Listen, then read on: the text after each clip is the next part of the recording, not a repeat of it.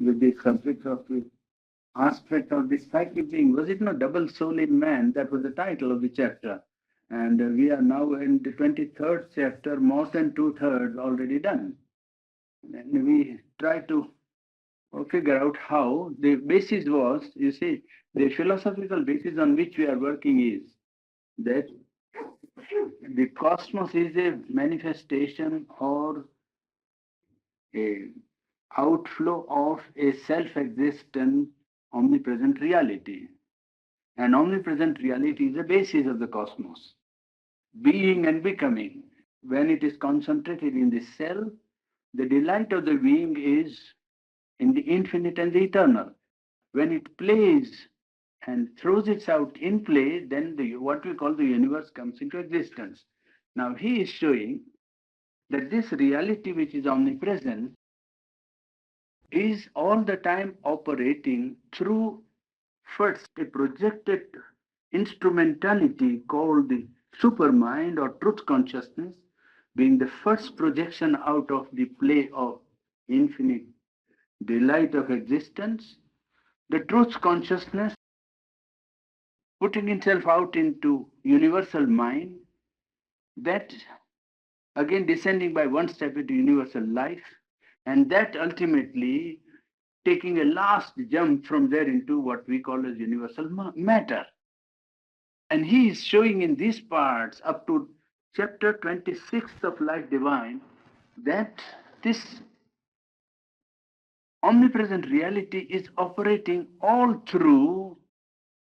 Each layer of its descent is pervaded by its governance and by its veiled presence. You want follow the logic of what we have been doing? I'm summarizing a little in order that you may not confuse. It's like going into a forest, you see, and then like dust. You don't know what you what has been done and what is the attempt at. The attempt here is to show that that omnipresent reality is not absent being omnipresent, it is present. And mind is not, well, mind refuses to accept that it is present. That is the problem of mind. That is called ignorance, unawareness of self or inconscience of what one is.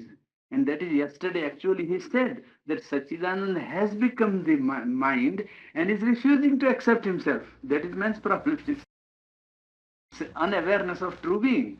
Well, he's showing that this omnipresent reality is omnipresent and all the time active. Only for the human mind it is behind the veil, because mind has by an act of division separated himself and put a veil. But even through the veil, it is this truth consciousness that is operating.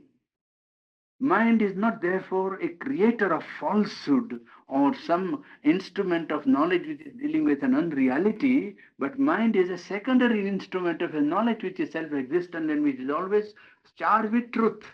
And mind is separate, and in separation it is that creates the difficulty with the mental consciousness. But in mind, in life, and in matter, it is that omnipresent reality which is operating. That is the basis. First book of Life Divine puts down the omnipresent reality as a dynamic factor of our cosmos. And he proves by logic, one by one, taking up each strand of universal manifestation, beginning with the highest conceivable, plane of consciousness, right up to matter, that an omnipresent reality is operative all the time. Only to the mind it operates behind the veil. That is how you understand now. You where you are now. Now we are at a point where he has shown that the omnipresent reality which takes double aspect. Now let us clarify that a little bit.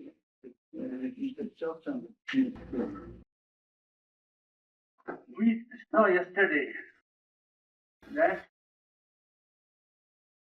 this is the triune reality of the eternal and the omnipresent and the infinite. So I put mathematics sign of infinite and eternal to show it connected with time. That is the triology. And supermind of truth consciousness is its fourth term, so to say, or medium, instrument through which this infinite existence, consciousness, and bliss operates. It is through this that the universal mind is projected. That becomes the term of ignorance. This is the term of knowledge. This is the region of knowledge. This is the term of half knowledge, half ignorance. And all through here, of this matter is the manifestation, of conscious force, life is the manifestation, and of Ananda, the psychic being is the manifestation.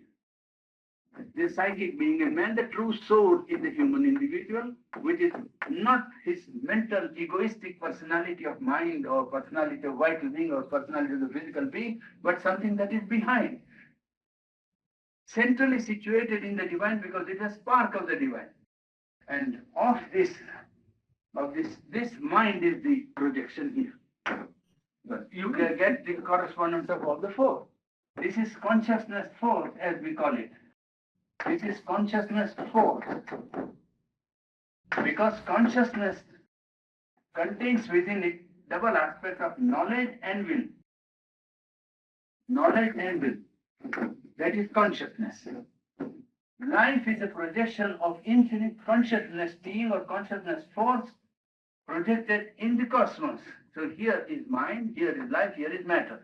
Today we are dealing partly with this problem of Ananda, the delight or bliss, infinite bliss of self-existent infinity, projecting itself in the human or in the mental world as the psychic being of an individual or psychic being of all individuals. The soul is a projection of self-existent delight or bliss. That is why all life also seeks and all sentient beings seek bliss or delight. And I made a distinction in not happiness, because happiness is a human concept which always brings into your mind the opposite of it, unhappiness. So happiness is a mental mistranslation. It must go beyond a normal range of normal experience, then it becomes pleasure or pain or happiness and misery. Here what we are talking of is a self-existent state of bliss, a delight which does not require any cause for its existence. It is itself the cause of being, cause of motion, and cause of all that is. It is the delight that moves, and that's why the Upanishad said, Kohi vanyat, koho pranyat, yad esh akash anando nasyat. If this universal ether of delight was not there, who would have breathed? You see, who would have lived and continued to live if behind it was not the all-pervading ether of self-existent bliss and delight? It is not happiness, that's all I was pointing. And yesterday we saw that this psychic being is the projection of this delight aspect of the infinite existence, and it is in human being divided into two parts. Yesterday we had that understanding of the desire soul in the ignorant part of nature and a true existence of being behind the veil of the ignorant instrumentation of mind, life and body. If you take now, this is the cosmic scheme, and if you take the human scheme, then it will be something like that. If you take the human being, then the psychic being is behind, you see. Here would be the place of the psychic being. This is his mental self or mind, you see. This is the emotional being here. And this is the vital being here. Okay? Now, these personalities are here on this side of nature. You see, personalities which are ego-centered. Egocentric personalities are here. On this part, mental egoistic personality, vital egoistic personality, and physical egoistic personality. Behind is the psychic being, which is the true soul. And it is represented in this nature by desire soul. And that gives the arrangement of it in the human being. You see, if you take the human aspect of the personality of man, what we saw was a cosmic or universal aspect of working of the principles. Now when it comes down to man, to an individual human being, then the scheme of it is that in the individual there is mind, there is emotional being, vital being, and physical being. Each has a personality of its own. And each personality is a nature personality, not the true being of the individual. The true being of the individual is behind. Behind mind, behind life, behind body. And it is supporting all the time the operation of half or half-formed nature of man, which is subject to ignorance, self-unaware.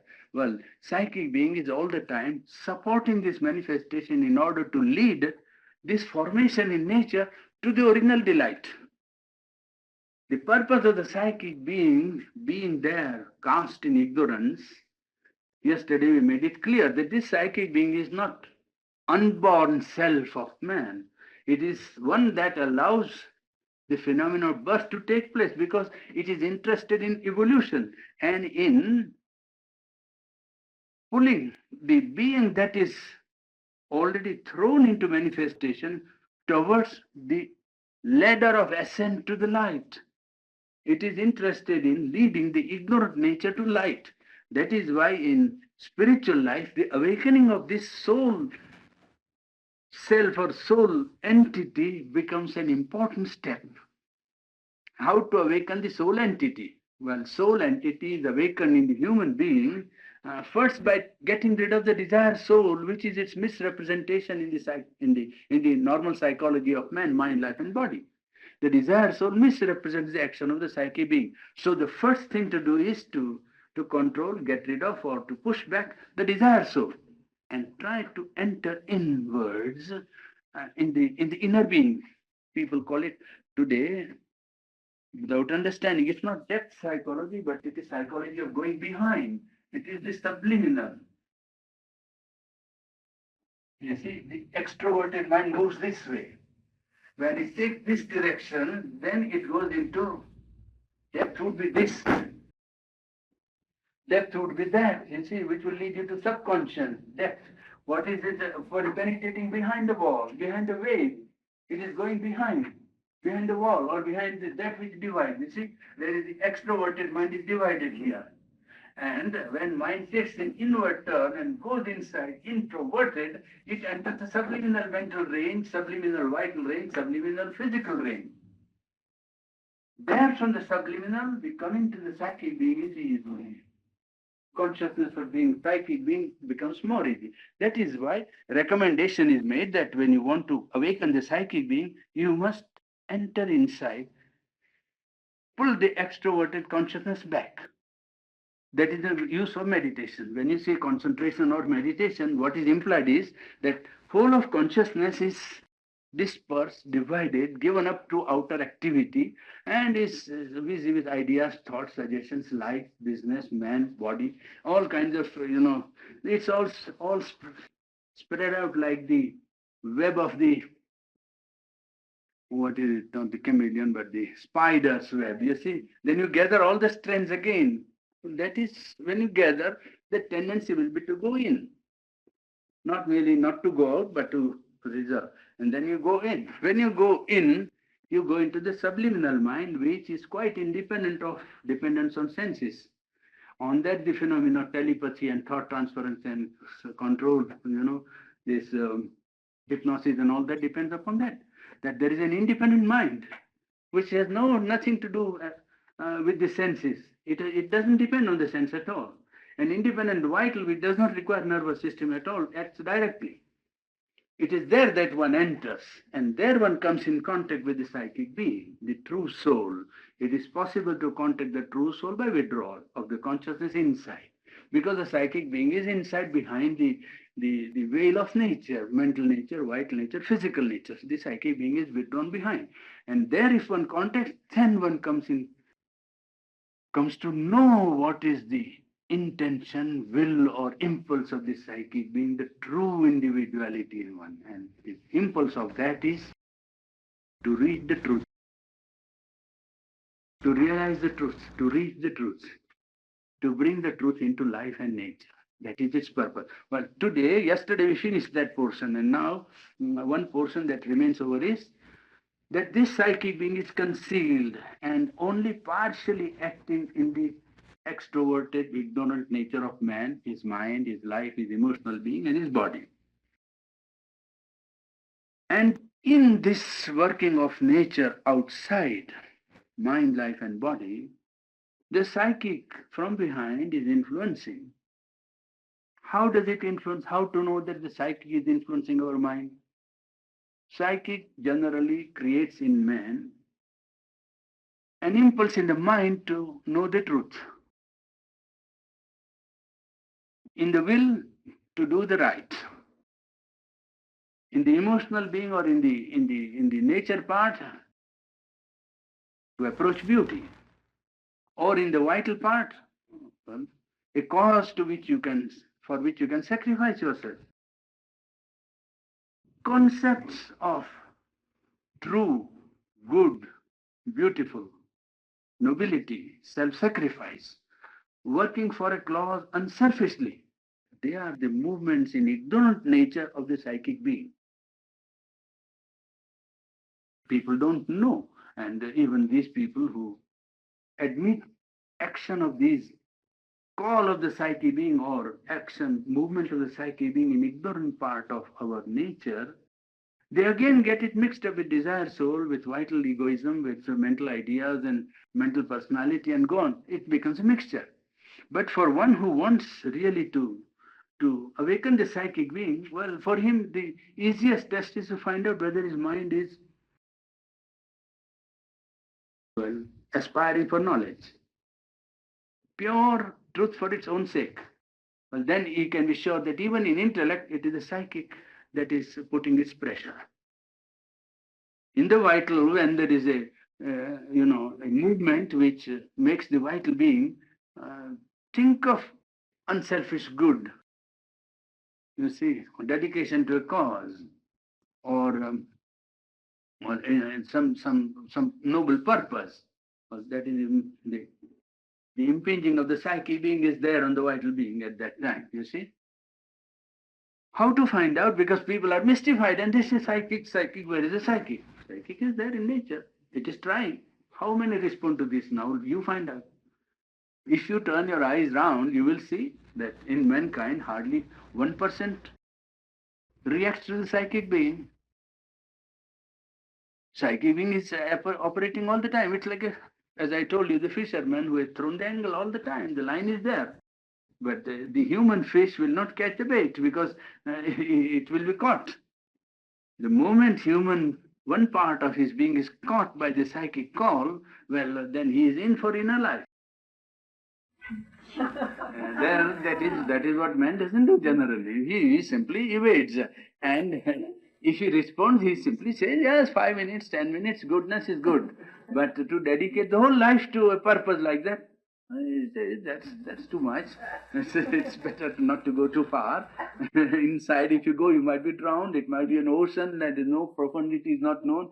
Who has sounded the plummet? So it is better not to sound ourselves, and you might be drowned completely. Who knows? So it's better not to risk. Well, that is why it doesn't happen.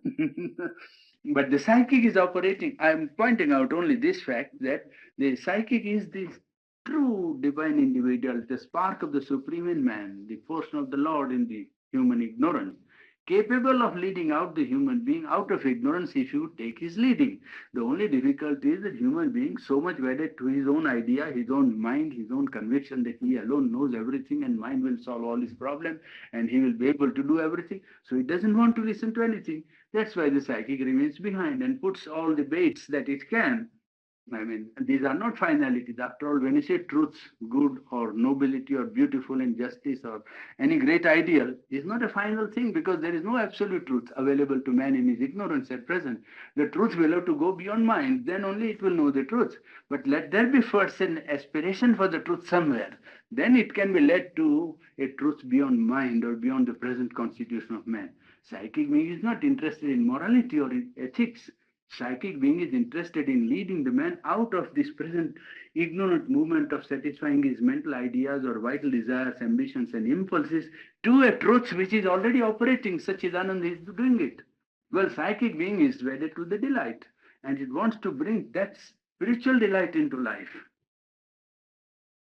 When it leads man to this truth or good or beautiful or nobility or something or unselfishness, it is only trying to lead him to that infinite truth and not a mental idea of the truth, to the supreme good and not to ethically conceived good, either of the individual or collectivity. You see, the supreme good is in the supreme truth. Well, that is how it works. The conceptions of right, light, truth, beauty, justice, point, and all acts that proceed out of love and harmony. Everything that is love as its central motive, everything that tends towards or requires or demands harmony is the impact, the shock of the psychic being on nature. In the mental part, in the emotional part, in the vital part, if there is a real movement of love, not of attachment only, which is the distorted form of love, but pure love, self-giving, and demand for harmony, mutuality, which is based on unity of beings. You see, real harmony is not what you call well, accommodation of interests, you see, or accommodation of interests or merely compromise. Real harmony is unity of self, felt in spite of demarcation or variation of nature. That is harmony. Harmony is not unification or unitarian existence of man in a collectivity. Harmony exists in a realization of fundamental unity with a distinction or with a variation which is at work, a justification and acceptance of variation on a basis of fundamental unity. That is harmony. So that whatever tends and pushes men to love and harmony, well, is the working of the psychic being in the ignorant part of nature's work, nature of man. Now, therefore, if the psychic comes to governance of life, Sharno asks, is it sufficient? If the psychic came to the front in nature and dictated all movements of mind and emotional being and vital being, would it be the acme of perfection? Here he says, yes, that would be the first step, not the last step. That would be the first step, to bring the psychic being in front so that psychic being governs the intellect, governs the emotional being, governs the vital being. At least this chief part of human psychology.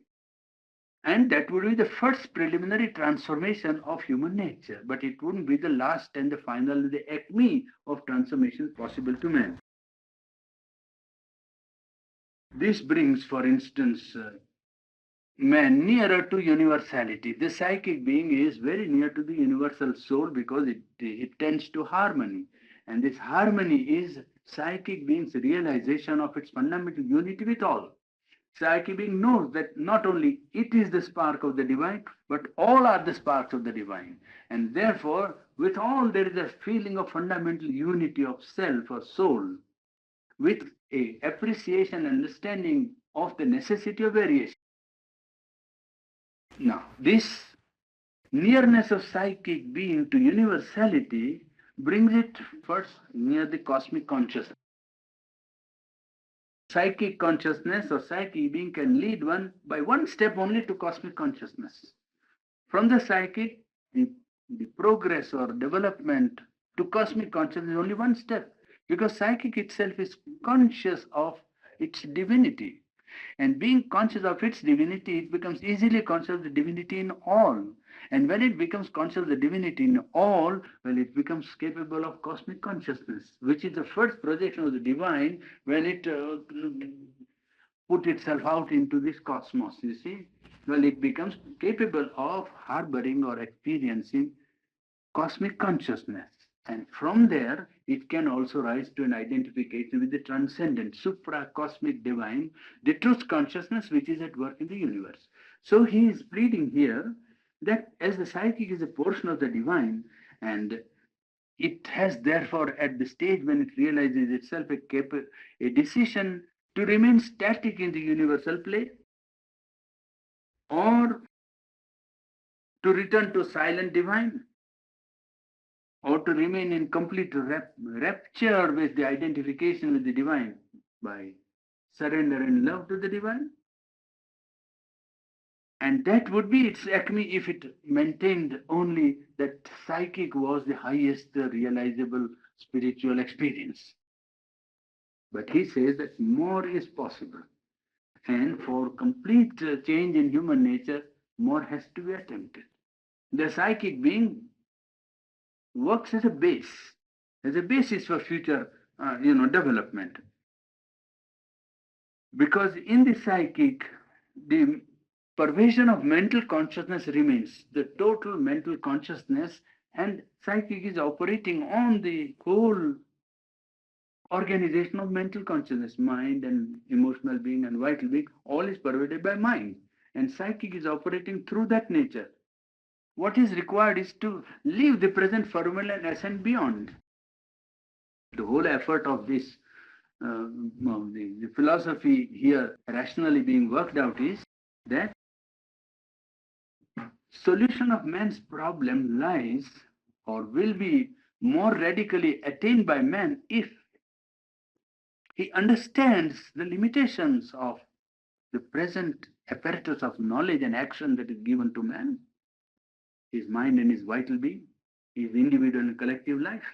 These are the only things with which he acts, and he hopes or believes that he can solve his problem by constantly working on intellectual level, applying it to individual life, whatever truth or reality he attains by mental knowledge, and by organizing collective life in such a way as to apply whatever truth he has found by intellectual research or intellectual ratiocination, either by formation of a philosophy or scientific progress in discovering powers and faculties or capacities of matter and applying them to life. That would solve problems. That is the present hope. Well, that is a hope which is bound to ultimately fail because of the very fundamental nature of mind. We have studied this up to now, that mind by its own constitution is unable to know the truth. It will always be, as we saw once when we were discussing this problem, that it will be always. You should take this as the area of the mind, now known to mind, because what mind knows is limited. If it increases the area of its known, the unknown will touch it at all the points. So the increase of the area of the known, this is unknown and this is known. When mind is here, X point, the known area is on this side, this much mind known. On each point, the unknown is touching the mind. When mind knows more, advanced in knowledge, as you say, the unknown touches it at all the points. Isn't it? This is every time, every science and every progress is like that. Primitive man did not know. He had few problems also, and he didn't know how to solve even his little problem. Now man knows so much more. He has multiple problems and complex problems to solve. The unknown is touching him at all the points. He has said, no, and he says, now I will know further. But the more, it will be the same. Law of mind being division and working on the basis of subjective and objective, cognizing and objective consciousness, the two must be always there. Until that is overpassed, mind will not know. So the only easiest way, he says, is to understand that mind is a limited instrument. It has its limited utility. It is not false. It is not deception. It is not something that is illusory. Mind is only distorted, limited in its knowledge. It gives knowledge, but partial knowledge. It's a realm of half knowledge, half darkness. It's like a photographic plate, which is can't take a correct, photo. It takes a blurred image. You see, something is there. It's not that nothing is there. There is. And then what it says about it is not correct because the picture is not right. It can't take the thing as it is. It can only represent what it is and represent in terms of mind. This we have finished that once upon a time when we were discussing this problem. That mind only gives you constructions of thought, representations of thought, symbols of intellect, not reality and truth. Mind can give you intellectual picture of the reality, intellectual structure of the reality, construction and not truth. Well, that is being the law of the mind. Psychic being is restricted to this formula, and therefore he says that we have to overpass this formula and ascend. The problem is of ascent. Well, this ascent, the psychic being would consent if it admits that divine is dynamic and divine is operating in the cosmos, and it would like to cooperate and serve the divine in its cosmic labor. Then the psychic being becomes capable of ascending beyond the formula of mental consciousness, and the division is healed in the mind, and in the supermind where the psychic being becomes the self, the division completely disappears. On the one side is the spirit status and the world dynamics. You see the stationary aspect of the eternity of the spirit on one side, spirit with its infinity and eternity, and the world dynamics, a movement of dynamic movement of the world, you see? World dynamics. Now, in this process, there is a flow from here to here. Well, the psychic being has to participate in the world dynamics by rising to this truth consciousness, which is the intermediate term connecting the twin. These two are connected by the truth consciousness, is supramental being. See, they are connected by the truth consciousness. When psychic being rises to the supermind, it takes part in the world dynamics, movement of the divine in the world, in the manifestation of the divine, in the labor of the divine, in manifestation, in the creation. Well,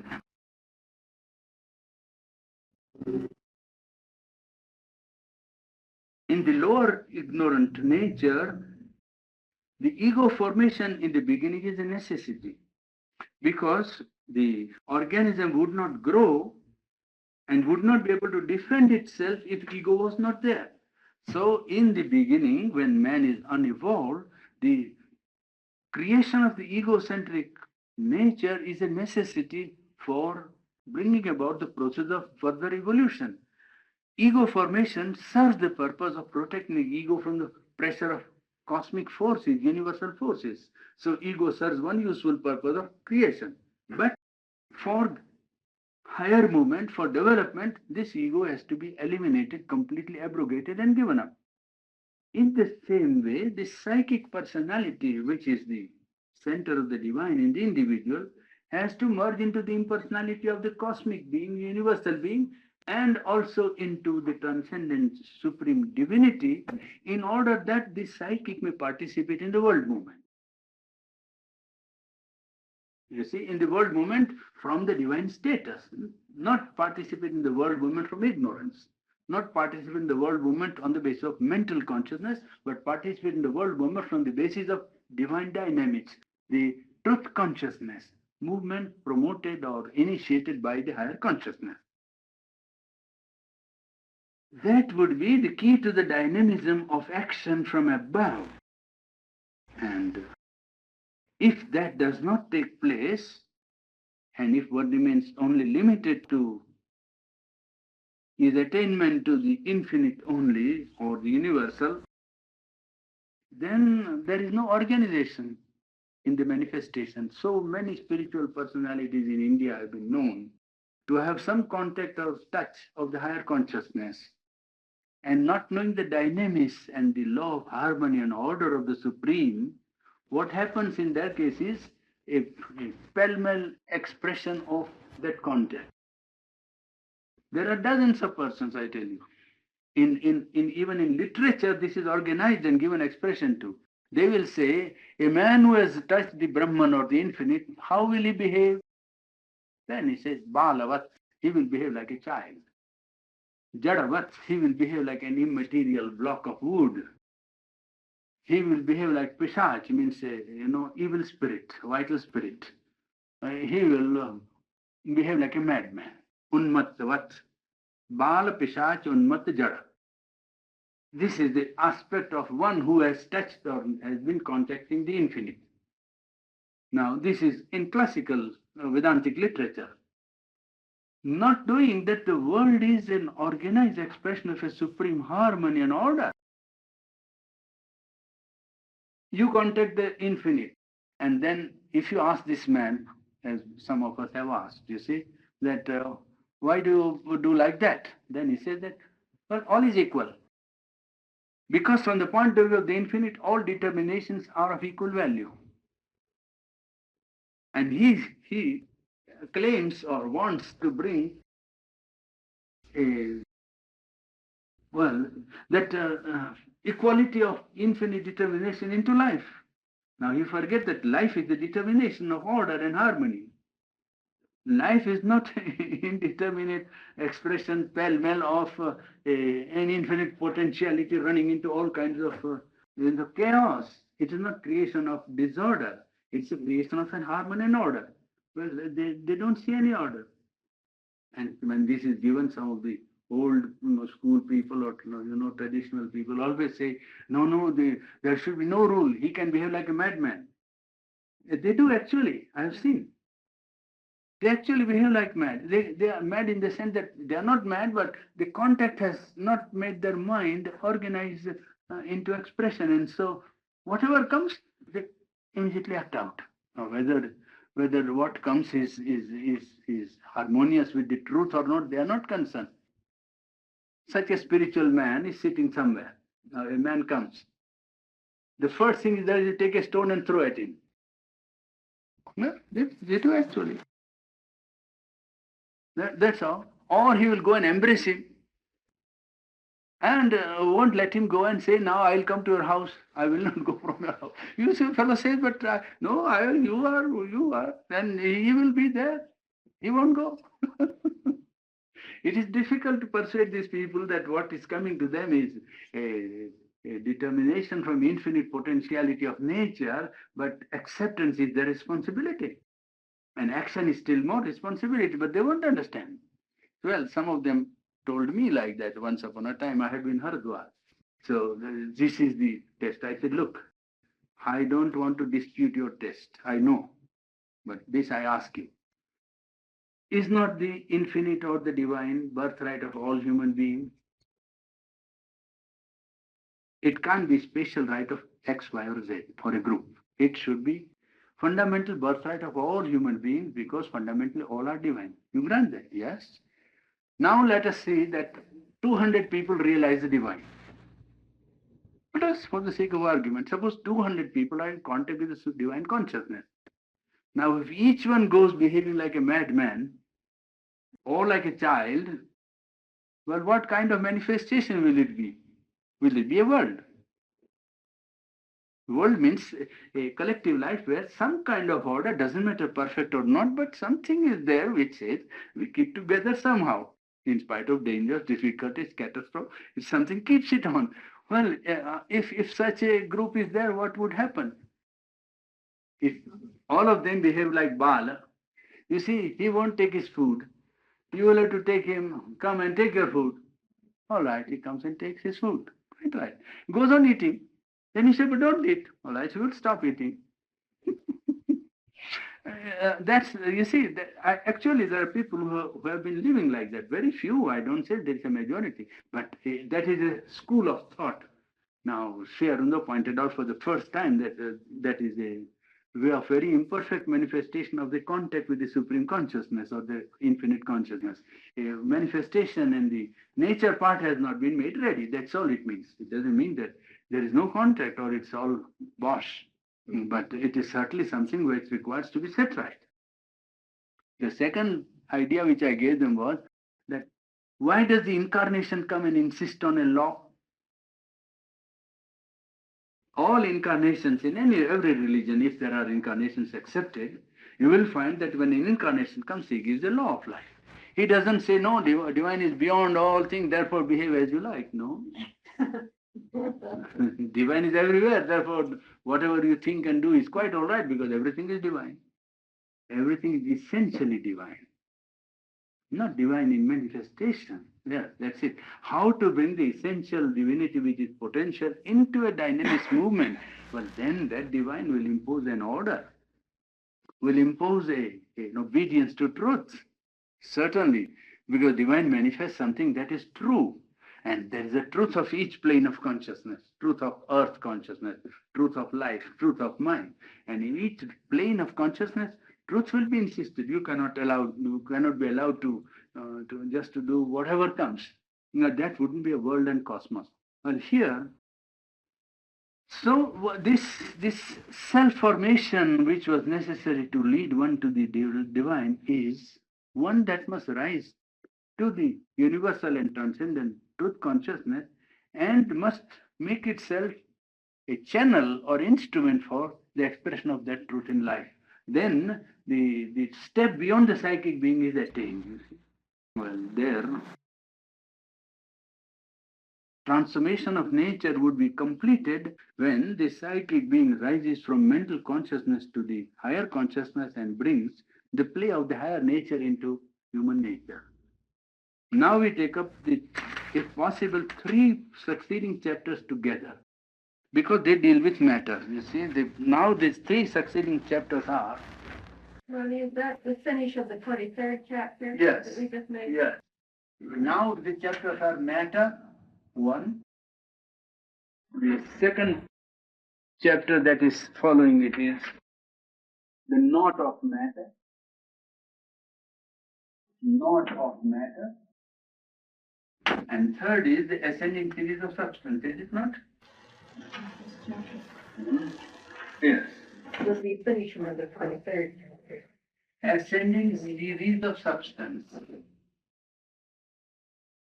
Now this we may postpone for another day, but these two we might take together because they deal with the same subject matter. He has up till now applied the working of this omnipresent reality to mind and life, is it not? And psychic being. We came up to that. Mind, life, and psychic being. Sat, Chit, and Ananda. Yes. So the supermind is mind. Conscious force is life. And the delight aspect is the psychic being. Now, the Sat aspect is being tackled on the basis of matter. That matter represents the infinite existence. Matter is the translation of the infinite existence. And matter is the crux of the problem in one sense, because this is a material world. Earth consciousness, he calls it. It is not only a material world or matter, really speaking, it is earth consciousness. Yes. And matter is the problem, in fact. Though scientists say that they know what is matter, I very much doubt, because I don't think they know what is matter.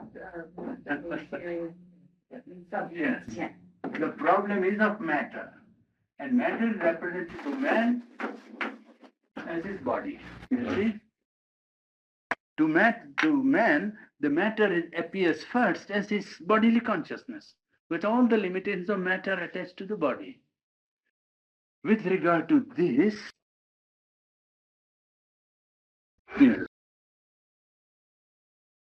life is a mighty pulsation of the divine all existence, and matter seems to be below the level of life.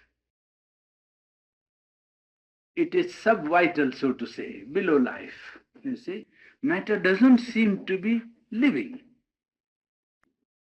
Life is a result of consciousness. From matter you find, you see, matter which is below life gives rise to life, then rise to consciousness, then gives rise to mind. That is how it seems the course of development. And yet life, when it is manifested here, is conditioned by body. Life is limited and conditioned by physical existence. Life is not left free. In the dream, you can jump into the Himalayas or you can fly into the sky. But with the body, you can't fly. Now, the vital being is freed in dream, therefore it does just what it likes and there is no obstruction. It can do the most impossible things physically. But the same thing to be done in body, well, it's impossible. Even to jump 20 feet is impossible, whereas in the vital being, you can just do the most adventurous thing and most impossible, you see. Life is conditioned by the body, that is by matter. And he pleads that this body, which is the representative of matter in the human consciousness, must also be raised correspondingly in spiritual life. We cannot neglect the body. And there he is brought in opposition with many religious and philosophical outlooks that look down upon the body as the only permanent obstacle to any spiritual fulfillment of man. That is the attitude of most religions, is it not? Body is regarded to be the soul's difficulty, the burden of the flesh, they will call. It's a rock of offense and all imperfections are only in the body. and therefore it is obscure and full of difficulties, and therefore the only thing is gross and vulgarity and grossness, and therefore best is to get away from the body. Then you get into, you see, away from material world also when you leave the body. And all the religions have called this physical body and difficulties of the body as a test of your inner faithfulness to God or faithfulness to truth and so on. You have to pass the test by rejecting it, by saying, well, this is not what I am. That's all that you have to say to the body. And call it a refusal or a resigned tolerance, he says. Either refuse the body or resigned tolerance till it lasts. You don't kill it, so don't commit suicide, which I think most people won't do in spite of limitations of the body.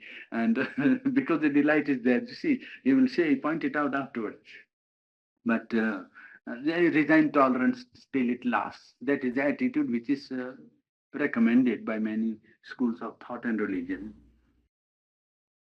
In the very oldest times, there was a more tolerant attitude, particularly in the Veda, you see. They looked upon this earth as the mother earth, they said. The earth was regarded as the mother. Earth was the body also. This earth is this earth in which we live, and of which the material representation is the body. So they said body is the earth, and it is a result of mother earth. And heaven. So man is the product of heaven and earth, union of heaven and earth. Heaven is the mind, you see, heaven of mentality, intellectuality, or mental consciousness. Mental and the material, well, when they wedded together, life was born and took shape as man. They considered the earth's principle as the creative matrix or mother, you see. They looked upon earth as the mother, matter as the mother. And they had a reverence for it, so to say, a sort of an attitude of looking with respect upon the earth. Because it is on that you stand, they will say. That if earth was not there, you wouldn't be there. If the body was not there, the soul wouldn't be there, is it not? And I think it is Walt Whitman who has written a fine poem in his Leaves of Grass, I think. He says, where would the soul be if there was not the body? And he is speaking about the body of man and the body of woman. That's how he speaks of two poems. A body of woman for, what is it called? Not sale, but it is public auction. Yes, body of woman for auction, he says. Yes. And then he says, you are the gates of the body, you are the gates of the soul. That's how the poem ends, you see. Walt Whitman's writing in Leaves of Grass, where he shows the inseparability, the inseparableness of the physical and the spiritual. You cannot divide the two. It's not the body alone that is born, the soul also is born, and therefore he says, that's it. Now, they called, this, they didn't want to escape into the bliss as some people would recommend or seek annihilation in the eternal or permanent residence into eternal quietude, even retaining existence, that is to say, permanent attitude of eternal quietude. They, on the contrary, looked upon the earth as the consort of the Supreme, and they asked always for her favors, so to say, so that the physical being may remain in the best condition to devote itself to the fulfillment of the will of the divine in life. You see, body versus spirit is a late arrival in world of thought. How it began is first body versus life. Body and life are in opposition. All life, wherever manifested, if it has a body, well, life and body are always, in opposition. Body limiting the life force and life force trying to force the material of the form, so to say, to conform to its demands. There is a struggle all the time, even to exist. Is it not? Yes.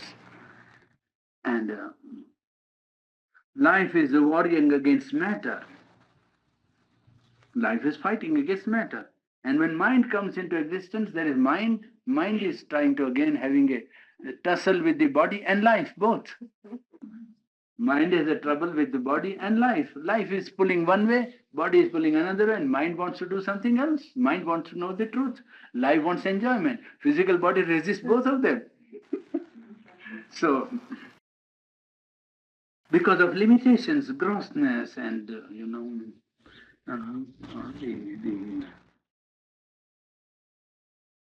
grossness and inertia of matter limits the operation of life and mind both. The passions and sufferings of life come and limit the mind. And pure mind wants to retain its pure mental existence. And when it wants victory, it wants to escape into itself and says, I suffered victory, secured victory because I had nothing to do with it. He says this withdrawal is not really victory. Withdrawal of the mind into its own corner of mental perfection, you see, or mental atmosphere, so to say, is an evasion of the problem from the narrow residence in the body. Body offers you a very narrow residence, so you get away into somewhere, but it is an escape and an evasion. Escape is not the solution. The problem still remains because Sachidanand we have started as the beginning, and then we have to see how to arrive at a perfect solution on the basis that Sachidanand is operating all throughout. Then how does Sachidanand manage to limit itself into body or become matter? Let us say universally to become matter, individual or a human being, how to attain a body or assume a body. How does it suddenly become inconscient matter? And how does it allow itself in consciousness to be limited by a physical body with all its limitations and grossness and difficulties? Well, real victory of life over matter through the body and real victory of mind over life and matter, and we must have a free use of life and mind. It is only by trying to secure the victory of the spirit over mind, life, and body that the problem can be solved. How to do that? Present knowledge of matter is only phenomena of matter, where you find and you come to know a particular relation between our senses and all existence. Scientists tell us that we know matter. Now he says that yes, present knowledge in which we have a knowledge of matter is nothing else but a phenomena of particular relation. Mental knowledge, all science is nothing else but a phenomena of a particular relation. The relation exists between sensation or sense and all existence. You touch matter by sensation, and a relation is established between the all existence and sensation. Well, whatever knowledge is there, that is what we know about matter. So that the present knowledge is nothing else but a particular relation of sensational being of man between the universal existence which surrounds him. And there we find that matter is only energy. That is as far as this relation has taken us. This knowledge of the cosmic existence or all existence by sensation has made us come to a conclusion that what we know as matter is identical with what we call energy, both being unknown because we don't know what is matter, we don't know what is energy from that point of view of relation. But this is as far as this relation has gone. Matter is energy. Sri Aurobindo says, yes, but it is not easy for this knowledge to understand and to accept that matter is consciousness. Sri Aurobindo says, yes, but it is not easy for this knowledge to understand and to accept that matter is consciousness. Spirit is the reality, and the greater truth is that matter is veiled consciousness. Now, this requires many questions, raises at once many questions. First, why does energy take the form of matter? Or you can call vice versa. Why does matter express itself as energy? can put it whatever way you like. Why does the spirit admit matter at all into its constitution or into itself? Spirit being what it is on the side of infinity and eternity, how does it and why does it admit matter at all? Let's see. And he says this relation that this is inert is created by the cosmic mind. Sensation is a result of the process of evolution. And what brought about the process of evolution is not human mind. Not human mind. Mind did not create matter. Let us be clear on that point. Individual mind is not the creator of the earth. Whatever claim it may make to knowledge, first, axiom with which it must start is that the seeking mind of man is not the creator of the earth or universe. It pre-exists the operation of mind. And that is cosmic. That, yes. Now, cosmic energy or cosmic mind created this relation. Individual being is not therefore the creator of matter. Earth is not the result of human mind. Therefore, there is universal mind. And it is subconscious to us. That is true. We don't know the universal mind directly by knowing it. But universal mind is there, subconscious to us now, or perhaps superconscious to our mind. Subconscious in matter, superconscious beyond matter. With the instrumentality of universal sense, this cosmic mind, your universal mind, creates within itself the relation of form with form. The universal mind takes hold of sense apparatus of the whole sensitive, sensation apparatus of the world. And this sensation apparatus of the world is put into operation by the cosmic mind. And that arrives at, with the instrumentality of universal sense, it creates within itself, cosmic mind itself, a relation of form with form. Physical form, with vegetable form, or material form, with one material form with another material form, or material form with living form, or mental form with the physical form, or mental form with animal form. With the apparatus of sensation, cosmic mind creates a relation between form and form in the universe. One. Thus far, matter is a creation of, therefore, matter is a creation of this consciousness. How is this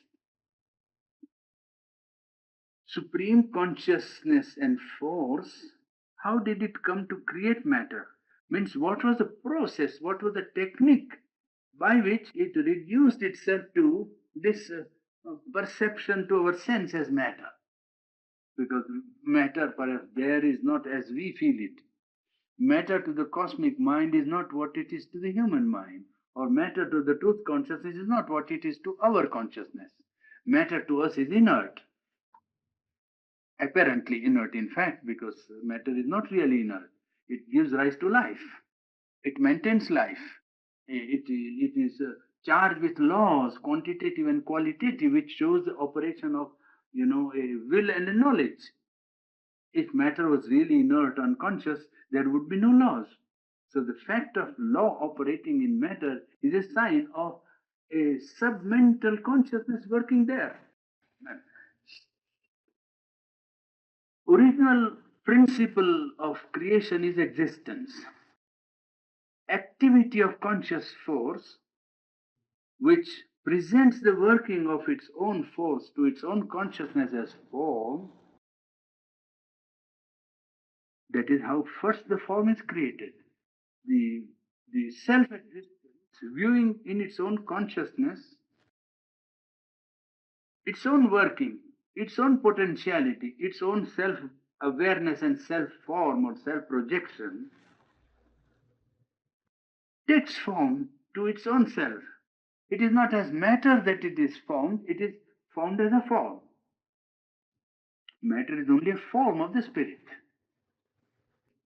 It is a form which the spirit has taken. What is the basis of this matter? He calls it by another name, substance. This substance is spiritual, or spirit existence, if you like to call it. Yes, existence, well, concrete.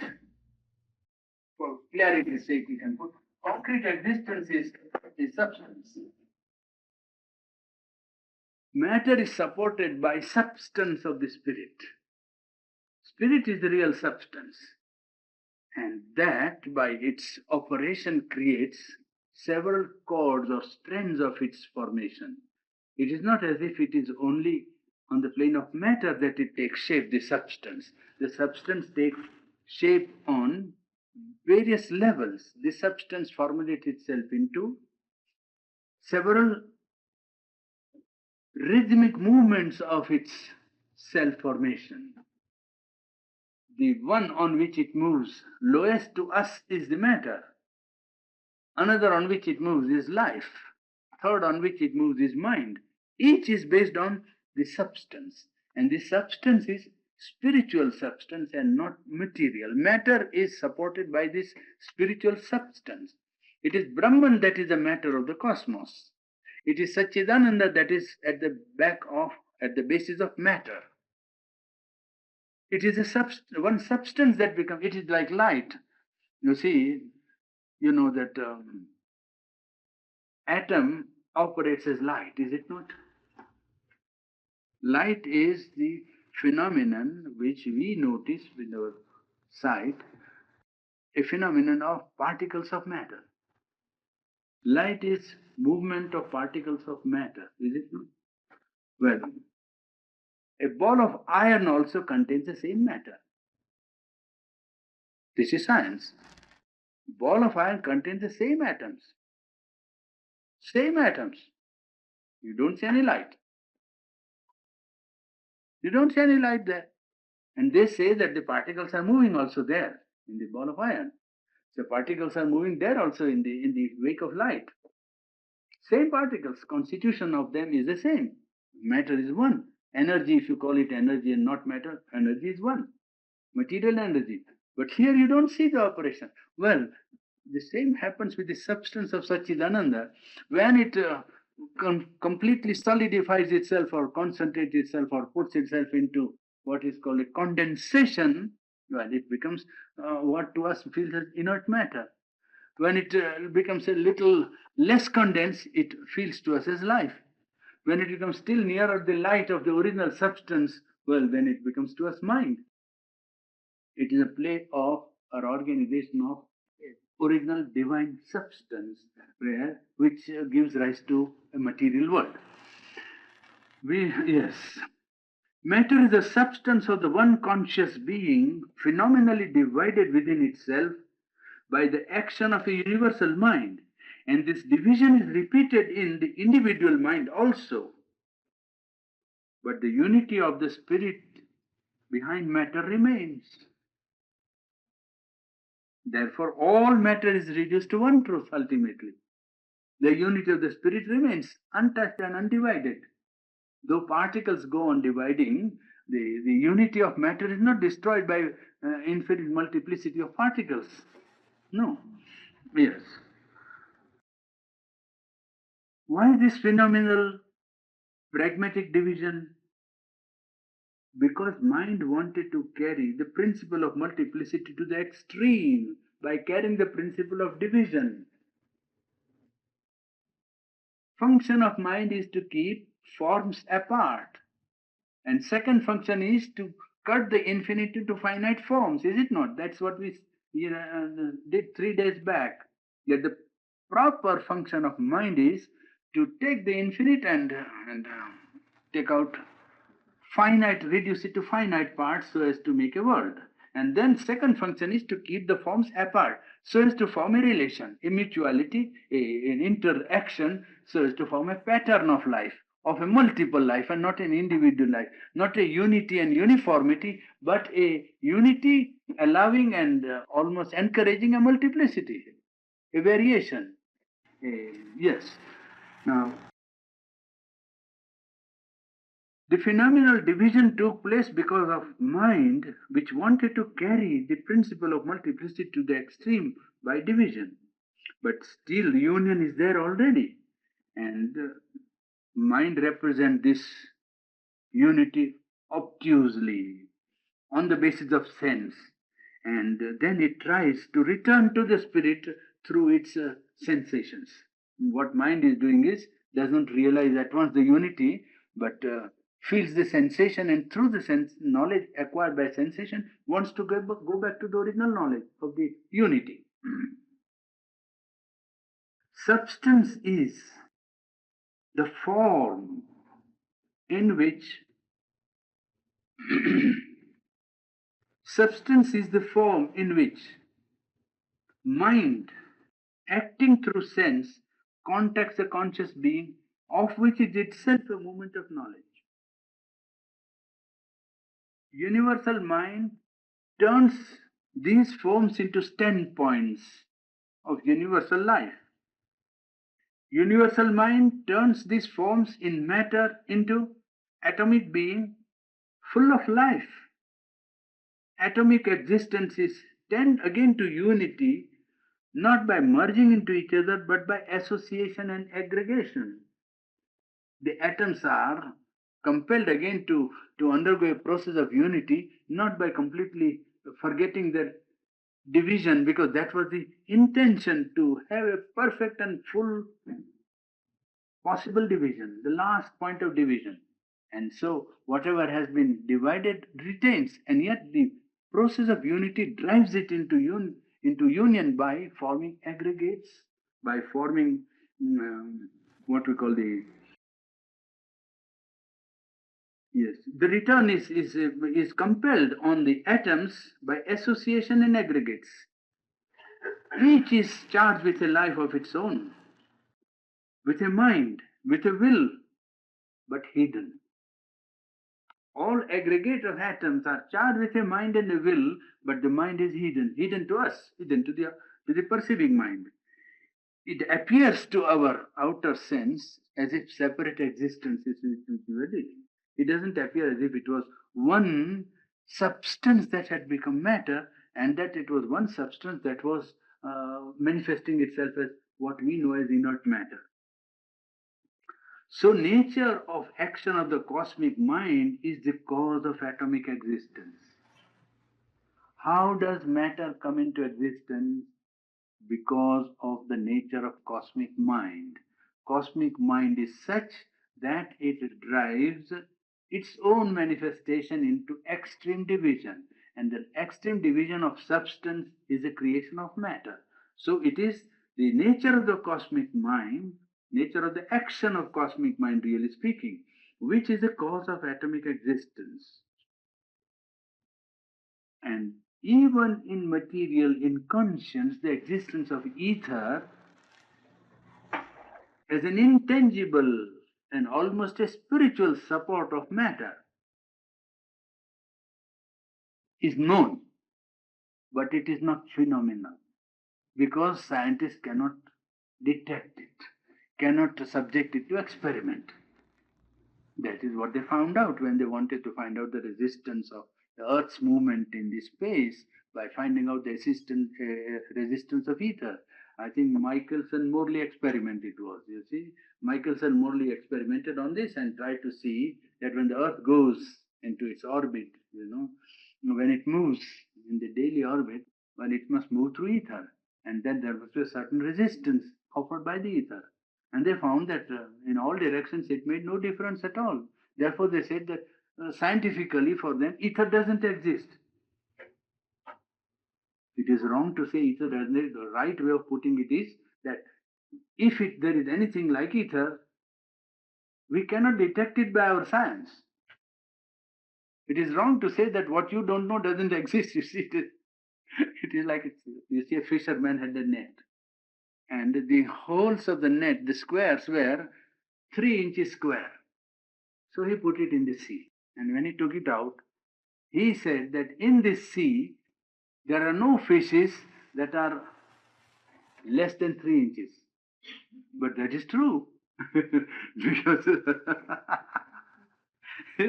Because because they've all escaped out of the net. So to say they took it out and said, "Oh, this fish doesn't contain this sea doesn't contain any fish with a dimension or measurement which is less than 3. You see, it is all more than 3." Well, it is all right, but that shows that your net was only 3 inches square.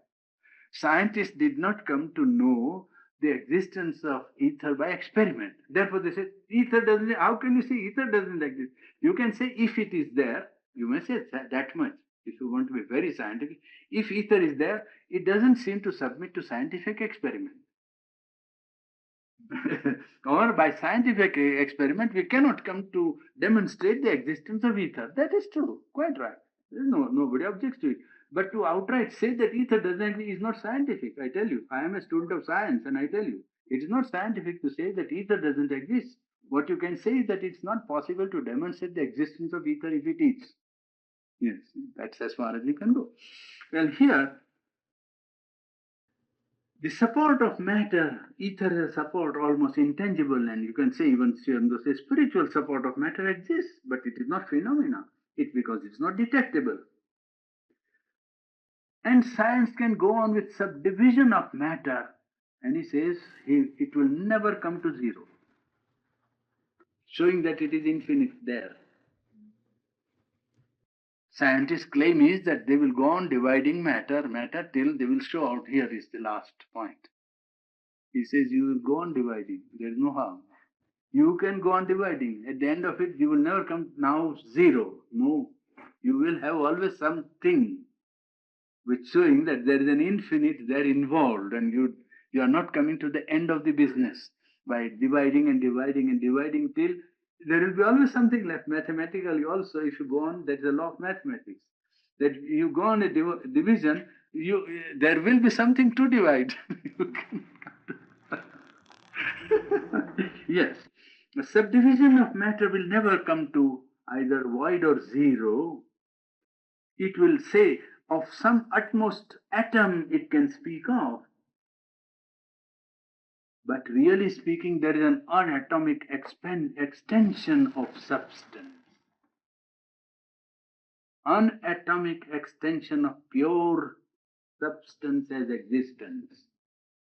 Pure substance, unatomic extension, substance of which he speaks there. That is the basis of manifestation of the cosmos, you see.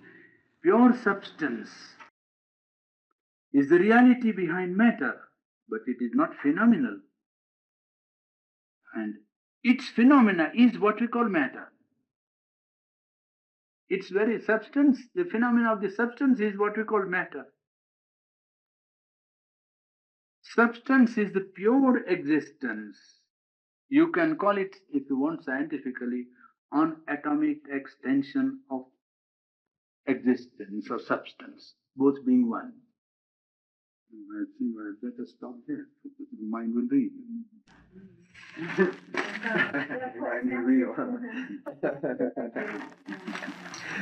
What chapter are you stopping at? This was this 24th, I think. Is it not? Yes. 24th. You wanted to take 25th, but we have not taken 25th. It's only 24th. So you can say part of 23rd and whole of 24th, practically whole. Little bit left, but the conceptual, experience, the contact of the higher consciousness is always seen as light.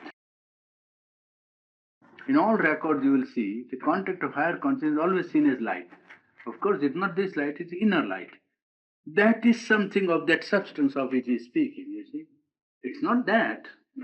It indicates all spiritual experience, wherever, any part of the world, anybody who has had a spiritual experience and a vision, Well, he will always speak of it as light.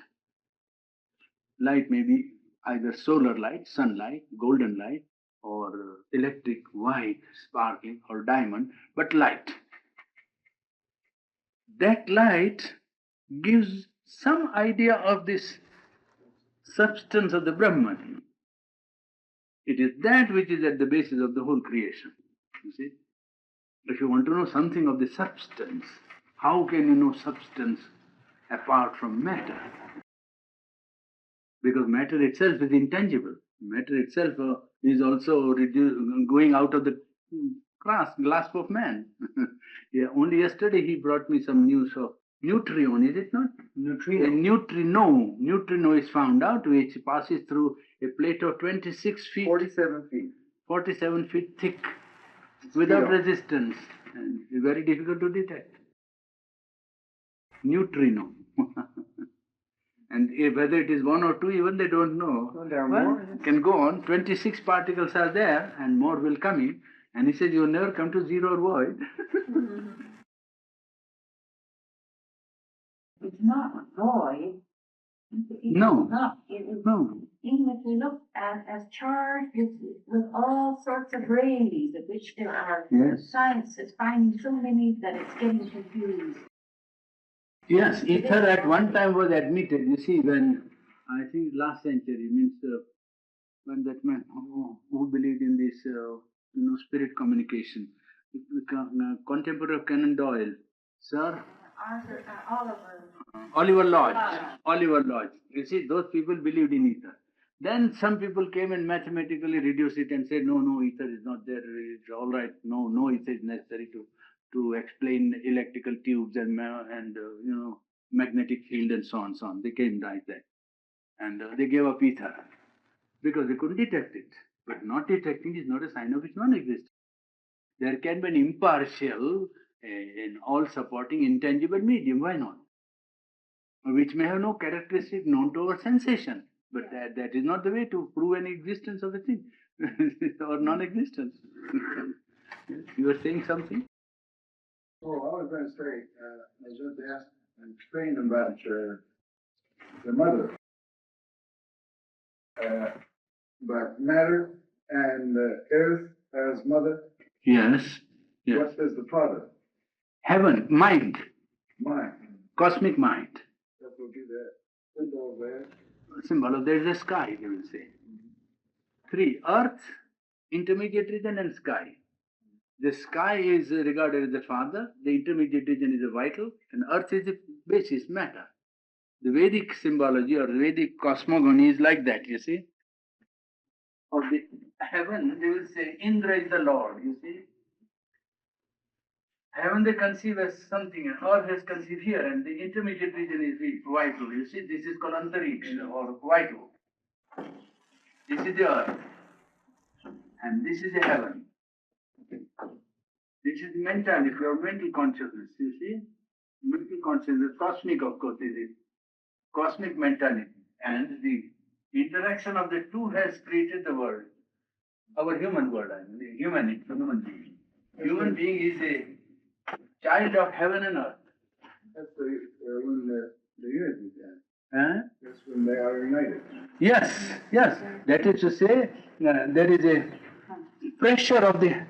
You see, then Srina's philosophy will have to be seen like that when it descends from level to level, on each level it creates a world. You see, here, each level it goes on creating the world, the supreme consciousness. And here our world is to be represented by movement of ascent. This is to be represented by movement of descent, you see. Now in the movement of ascent, when man happens to be here in the mental consciousness, the mind here has been brought into contact by the cosmic mind operating on the principle of earth. Pressure on earth, they will say in Vedic language. Pressure. And this pressure gives possibility for the divine element that is here under the inconscience to come out into manifestation. So a double process of pressure. Pressure from within the inconscient and pressure from cosmic mind creates the mentality. You see? Evolution doesn't proceed by drive from within the organism only. It is also supported by a pressure from cosmos or planes of cosmic being independent of Earth belt. Earth is only a compendium in which all elements that have been created exist, and they all exist in potentiality. So even the highest divinity is potential here, mentality is potential here, life is potential here. But in order that out of materiality or earth they may come into manifestation, the earth consciousness has to press from below, from inside, and the cosmic vital has to press from above. Between the two pressures, well, the new evolute is born or brought into manifestation. They will say, therefore, that it is to be born by the pressure of two, earth and heaven. And it is that which creates the human mind. Is that the symbol of the three actions, the breath of the three actions with nature?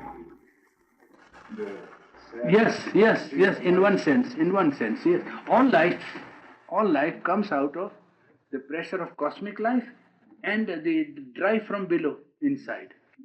A material sheath into which life is imprisoned, you see. A material sheath, material inconscience itself has a drive inside to let go or to free the divine element which is there potentially present. Well, it is trying to come out. They will say Agni is trying to break out from its prison. It's a fire. And fire is to be produced by the rubbing of two woods, heaven and earth. When that is rubbed, the fire is able to come out. Fire is there in the wood. Even now, fire is present, they will say in Vedic language. The fire is present here as potentiality. But it is brought about by rubbing of the two pieces of wood. You see, the cosmic mind above and the potentiality below coming in contact and pressing each other creates the expression or the power that comes out into an organized expression of a principle which was not present in manifestation or in evolution. It constantly goes on like that. Even now, the pressure of the supermind is there on mind. And the aspiration in the human sense is self is below, trying to open out, you see. It is a double pressure. And why he and mother believe that the time is ripe is because the pressure is very great. The pressure from above also is great, pressure from below also is great, which is symbolized by so many events in life which you find critical, or events which throws the whole values into a sort of cauldron, and the situation of collective life, situation of individual life is subjected to such pressures that you feel that it is a time where decisions by men have to be made about fundamental aim, an object of life, or fulfillment of man on earth, or a change of individual life, or change of collective life, or creating new forms of life here, so that the new consciousness can be embodied in it. You see, the problem is that how to first rise to the new consciousness and make it a permanent part, and how to house it here, how to make it house or live in a individual being. If it is possible, how to put it in a collective life. The pressure is driving towards some sort of that movement. We don't know how it will work because it's a double work of the individual aspirant or the collective aspirant, and the pressure from above, the truth consciousness. And they don't want to fix any form from in advance, because it's not a mental world that you are going to create. It's not ideal of mind or ethical value that you are going to embody, but a truth consciousness, a spiritual truth, which knows its own direction, which knows what form it will take if you allow it to take its own form. If you allow mind and life to be elastic to it, then that will take its own form. It's not a rigid form which it will take, it is a very plastic form. It is going to take form according to the need of its own expression, need of a situation, so to say. It is not a rigid world that is to be brought into existence, a truth world. And truth world is very elastic and adjustable world. So that is the problem. Problem is first to reach it. And second is the problem is to bring it down and then allow it to take a form. That is what the human being is trying to do today. one has to be extremely careful in asking questions or reading anything because of my own ignorance and inability to express it, and any element of conflict.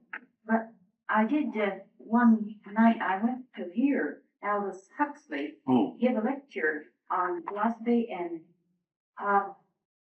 he said, he came right out with the statement that mind can exist without matter, and I thought, hurrah, at last somebody got brave enough to say that, in my ignorance, because I'm not in that field at all.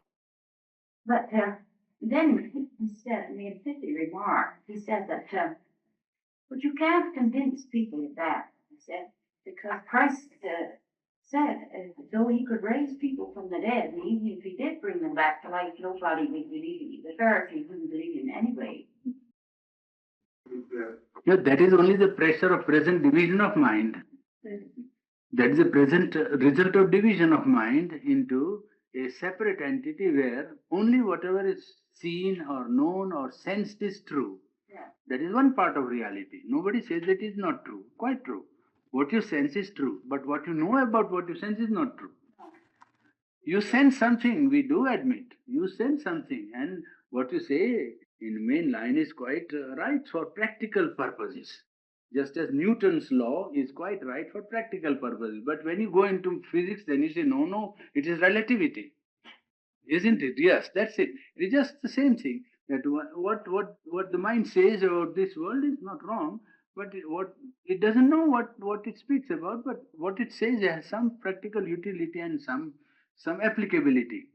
It's not that it knows what it is and applies it. One can apply a thing without knowing what it is. That is very often the case. Why all empirical remedies are like that, is it not? You say that a certain rule of the thumb, and you say this happens, but why and wherefore of it is not known, and what it is, it's still more unknown. That force coming from above, Hmm. the world, we call it the next union of the upper heat, lower heat. Hmm. Yes.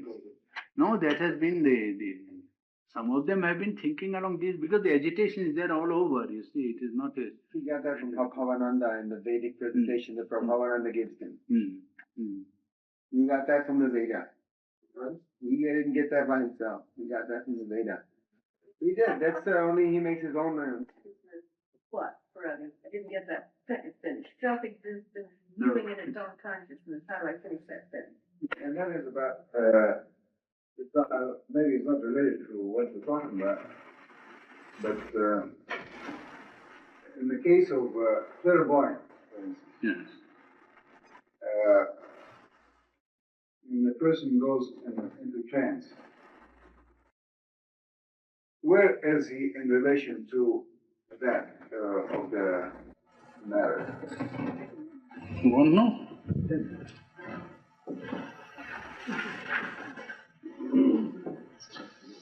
Here is a human being. Is what?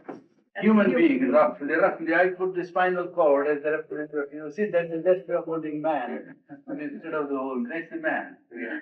Now this is the mind, Yeah. and this is his vital being. And 9 out of 10, there is a subliminal of the vital. You see, just as there is subliminal of life. Subliminal. It has a wide range. You see, the range of the subliminal is very wide. It shows that vital being of man or life force in man is independent of dependence on nervous system or body. And it is this vital subliminal that goes very often into clairvoyance or clairaudience. 9 out of 10. Very rarely it is the mind that is operating. Very rarely. Could it be possible when the clairvoyance, or what they call it? Clairaudience. Clairaudience. Yes. Person. Oh, the person is a medium. Is the meaning. Yes. Could he be actually all on the wrong when he's in his subconscious, and when he goes into the trance, it could be All on the wrong in this way, I'll tell you how. Now here, this is a subliminal. And subliminal, we must erase it for the time being to give a more correct representation of it. You see? This is the range of the subliminal. Vital is here. Mind is there. Vital is here. Now subliminal opens to the universal. Universal vital. Because it is the vital level on which the subject or the man is operating. You see, the vital being. Now, in the universal, infinite number of forces are working. Beings are there. Powers are there. You see? And it is they who can enter into the subliminal of the subject.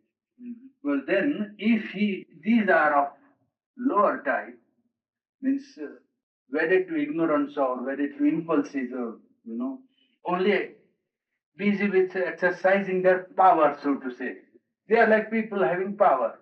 One having more money, less money, like that. You see, power. Well, they exercise their power on somebody who is open, who opens to them and says, I want to know something about that man. He immediately gets it because there is no division. On the cosmic plane, it's immediately known. So he transfers it to here and he brings it here and says something. But it is not he who is doing it. Very often, he can do it if the subliminal of himself is developed. He can. He can? Pure, he can, but that will require yogic life, not occult operations, you see. If he develops this subliminal power and expands it, then he can expand it at his condition. Like no other force that he doesn't want shall enter. He doesn't have to go on a transfer. No, not necessary. Not necessary. He can develop this subliminal vital in such a way as to obviate all other forces which he doesn't want and directly go to the point of contact that he wants to know and come back with the knowledge here. But that is a difficult thing. More easy is to open this subliminal to this universal on several points. Then either the being goes out or some being from here rushes in. And this rushing, it is not good for the individual. Going out also is not always safe. You have to know. If you don't, yes, you come back with the influence of the force, or when it rushes in, it doesn't want to go out afterwards. Well, what I said, This is a good house and I don't want to go. before the person goes in a trance, Yes. could it be possible that this conversation could be all wrong? I mean, he didn't make any sense. Yes, of course, because It won't make any sense. Yeah. But when he goes to trance, it could make some sense. Could that be it depends on the being that is in contact and where he goes, who communicates, whether the being enters in him or he enters into the cosmic level of vitality and which trend. And this is a terrible thing. You have no idea of this level. You see, this universal vital is practically extends from matter, the inconscience here, almost to the absolute. All this is vital, and there are plateaus like that in the vital. Heights. And on each height types of beings. See, lower, middle, higher, highest. And then a negative angle.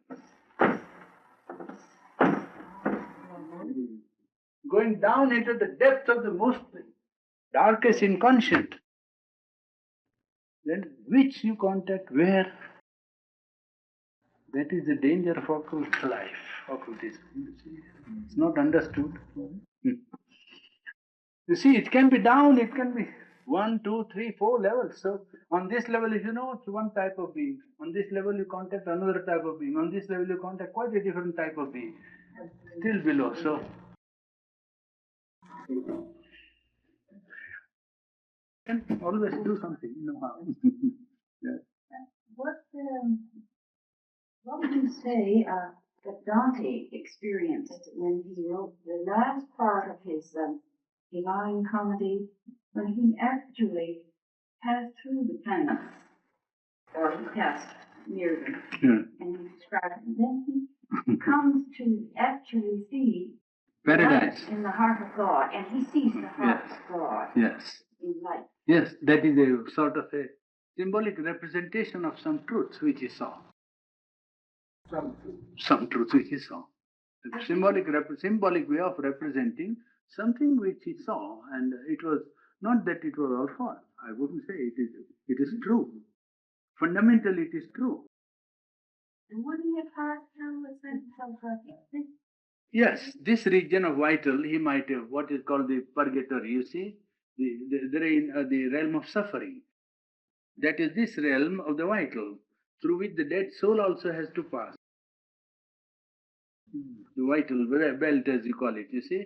And if he is attracted and full of impulses and instincts and passions and desires, he is delayed on the path, waylaid on the path, attacked on the path, and sometimes destroyed.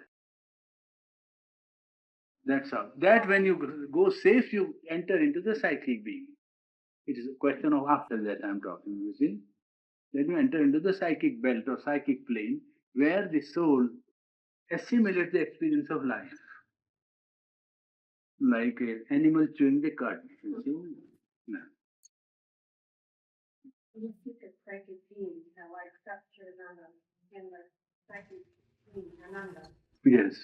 Are you pointing that into a definite form, in a definite place into the body, or are you, when you speak of psychic being in this? Behind the nature part, yes. Behind the nature part, are you putting a form on it, or are you visualizing is it a substance? It is substance, of course, substance of delight. It goes through the whole, It can. You see, generally it's not in contact with